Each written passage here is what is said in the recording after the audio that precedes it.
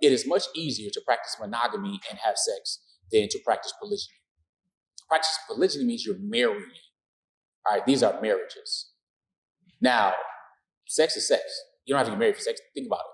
How many people in society wait until marriage to have sex?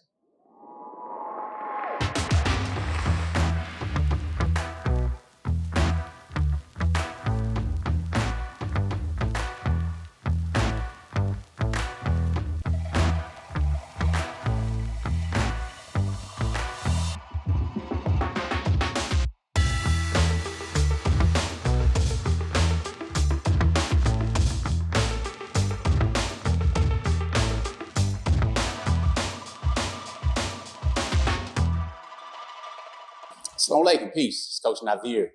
And I just want to really talk about something that's on a lot of people's minds. We get a lot of questions on. And that thing is polygyny. All right, polygyny. Is it a problem today or a solution? All right, so is it a problem or is it an actual solution? And I just asked you to do a couple different things. Right? It's a quick little exercise, right? Write down, take a piece of paper. It's called like the Benjamin Franklin method. Basically, what he would do, he would look at he would try to remove his emotions from a situation and then just write down rationally the pros on one side of the piece of paper with a vertical line and then the cons. So what are the pros? What are the cons? So I know it's easy to say detach yourself from emotion. It's easy to say that, right? And I think one of the major reasons we have a lot of pain or there's pain in society when it comes to women being emotionally trying to understand and have this emotional challenges and pain comes from a lot of our social conditioning. The construct that we put on marriage or the society puts on marriage, saying that was monogamy, one man, one woman, knight in shining armor, what have you. And there's all these different types of stereotypes and concepts of how things are supposed to be. So when there's a tearing apart of that or there's a challenging of that, when we've been living with so much cognitive dissonance that we don't really understand where these feelings are coming from. If we can remove the emotions from a situation and write things out rationally, then we can feel better. Notice that we can utilize our rational side to actually affect positively our emotional side, if you will. And we're made out of both of these things. We're rational and emotional and all kinds of stuff going back and forth, but that's not really the topic of today. The topic is polygyny. Is it a problem today or is it a solution? Is it an ancient solution to a modern problem? Now, of course, I'm married to 2 wives, so I practice polygyny and I'm biased here. I think that it's an ancient solution for a modern day problem. Okay, it's always been a solution, in my opinion. But I'm going to ask you to write out the pros and the cons. What are they? Okay, really, what are they? So what I had to do was look at it and say, okay, well, maybe I should just go ahead and do this list. So I'm asking you to just do the same. You know, what are some of the cons? The cons are usually emotional. The cons are somebody's going to be hurt. There's going to be pain. Either woman's going to be in pain about it. People are going to ostracize her or the institution of polygyny itself. They'll talk crazy. There's this other competition thing going on. A person may feel that they're making her feel less than or she chooses to feel less than based upon her conditioning. There are those cons. There are cons where people are predatory. Men can be predatory in the situation. However, I think it's more of a solution to that type of challenge. Now, if I look more on the solution side, there's more practicality that goes with it. We're less concerned really for the emotional part, at least, meaning that you have a nuclear family that can grow. Nuclear meaning husband and wife. All right. And in polygyny, everyone knows who the parents are, meaning that there's one father. All right. So that the child doesn't have to find out who's the father or go on Maury Povich and take DNA tests, find out who the father is. The inheritance is relatively simple because you know who dad is. It's kind of important. You have the need or the desire for men just at a base or primal level for their sexual energy to be fulfilled. Men desire sex more than women in general, and they're also available all the time versus women on a monthly cycle or after childbirth or with other conditions. So there's that solution. So rather than say we're about the cheating aspect or not being fulfilled sexually part, there's that. Then there's, of course, the bigger family and providing protection, because for families that have children, you have sons, you have daughters, you have an ability to pool resources together more and to work better. right? Whether it be business-wise or whether it just be legacy-wise or building upon certain things or leaving an inheritance or whatnot, there are solutions for those who have had other challenges. So, for example, we're looking at human beings on general. Men have lower lifespans than women. They also have a higher infant mortality rate as well. So there are more women than men to begin with. All right, and the solution for that, if we look at every man marrying a woman, then there'd be millions of women unmarried. Well, solution, of course, is polygyny. So there's another solution. I'm looking at it from a macro level. More on a micro level, you have those who are women who are divorced, and the stigma in societies, or whether they're divorced or used goods and something like that. If women are divorced, you have single mothers, women who have children, whether they're divorced with children or they're single with children, as well, to provide that nuclear family. You have widows who have children. There are other people, again, women in different situations, who, again, our society looks down upon for whatever ridiculous reason. So, those are just a list of a number of the different pros. You have those who women who want to focus on their businesses to have more me time and so on, and be able to handle that there as well. So, that list can go on further. The other side, again, the con side tends to be more of the emotional thing. Maybe a man is not adequately prepared for that.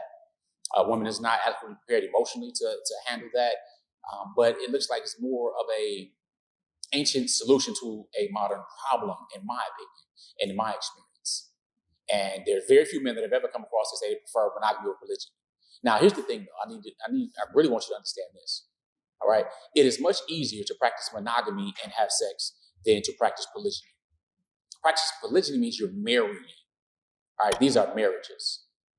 Now, sex is sex. You don't have to get married for sex. Think about it. How many people in society wait until marriage to have sex? All right, it's very rare. It's different. So when we're talking about polygyny, it's not just simply an institution of, they just need to have more sex and lust and blah, blah, blah. No, men have a driver for sex. Yeah, absolutely, no question. But when it comes to it, you have to be moral and be more than twice the man to actually take on another marriage, meaning you're accepting responsibility. You're growing and you're doing something in a moral fashion.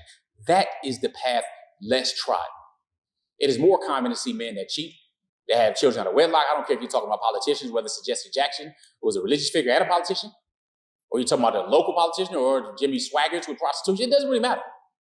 All right. So being pro-morals and talking about the institution of marriage is totally different than simply talking about sex. So don't relegate it to that or dismiss it to that. It's far more. So again, do the exercise, download the worksheet, whatever it may be, go through the pros and cons, and figure out why you may feel a certain way. Figure out why you may feel a certain way. And if you want more resources, like on books that deal with how this relatively new phenomenon called monogamy came about, check out Public Vows, or the University of Cambridge has a really good book out. The name escapes me right now with a lot of the research. But look, we're pro-morals. So an ancient solution to a modern day problem makes a whole lot of sense and grows families and communities and societies and better, stronger nations with that institution of marriage. So with that, subscribe. All right, subscribe. Hit the button for notifications. All right, go get on our email list, outstandingpersonalrelationships.com. Make sure we connect. Prayerfully, you got some good stuff. Just remember, GLC, grow intentionally, love fearlessly, and connect on a higher level every single day. Assalamu alaikum. Peace. Coach Nazir, I'm out.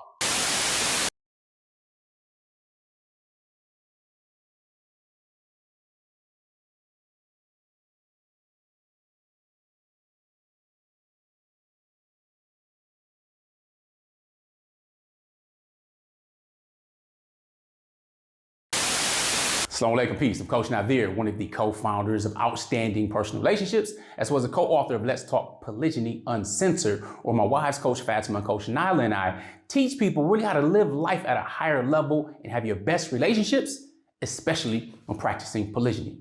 So with that being said, I want to invite you to a polygyny masterclass that I'm conducting in 4 parts. So over the next several Sundays, for 60 to probably 90 minutes or so, depending on the amount of questions that we get, we're going to be talking about what does it take for you as a man to practice polygyny in a healthy way? What are the strategies, the tactics? Who do you have to become in order to do it right, as they say?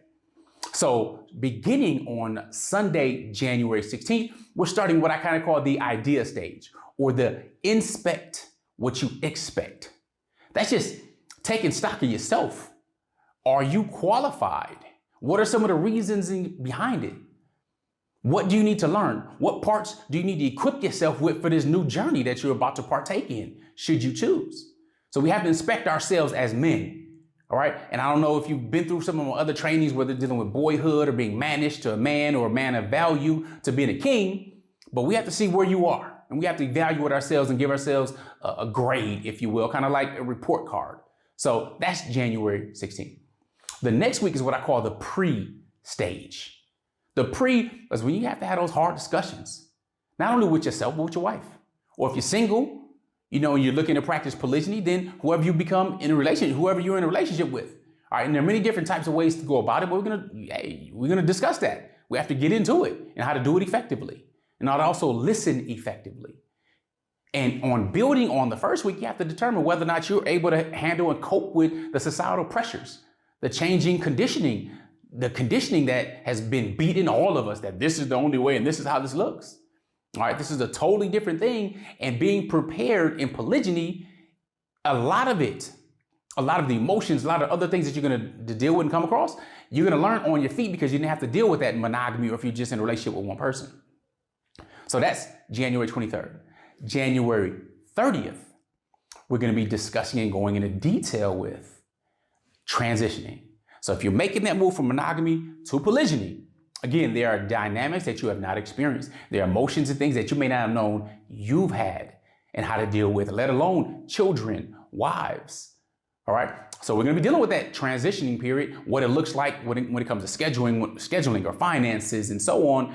Very, very important. And then we go to February 6th, where that's after it's happened. You know, what is the new normal? How long does it normally take? How can we accelerate it? Or how can we accelerate some of the healing if there was any trauma or any challenges that go on there? You know, is it best to notify prior to or after? What is it? All right, so we get into what's the new normal look like. And I know I'm speaking from a position of privilege right now, but I wish I had this almost 12 years ago when I decided to go on a journey and practice polygyny myself. So you may look at now and see us with, if you've seen outstanding personal relationships and what we do, see my wife's coaching and empowering people and whatnot. Don't compare your chapter 1, 2, or 3 to our chapter 10, 11, and 12.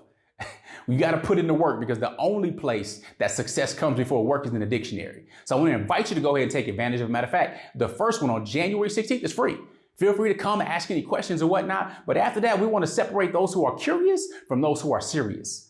So if you want to go ahead and purchase access where you get the downloadable worksheets, you get the audios, you get access to me directly and whatnot, and you get our private membership area, then go ahead and purchase it. Then it's for you. All right. I wish I had something that really broke down the steps in a practical fashion. Now, it doesn't matter what background you come from, whether it's your ethnicity or your faith background or what scriptures you may follow. This is something that predates Islam. Of course, I'm a Muslim, a practicing Muslim. I practice Islam and polygyny based upon Islam, which is fine. But we're going to talk about universal principles in practicing this ancient form of marriage because there's wisdom that many people are missing out on simply because it's not an option today. It's simply because it's not an option. We want to untaboo that. And should you be a man that's deciding to step up your leadership and be the man that you have to be in order to practice polygyny in a healthy fashion, I look forward to seeing you in our polygyny masterclass. Make sure you go ahead and sign up, get registered. I'll keep you posted, and I look forward to seeing you there. Assalamu alaikum. Peace.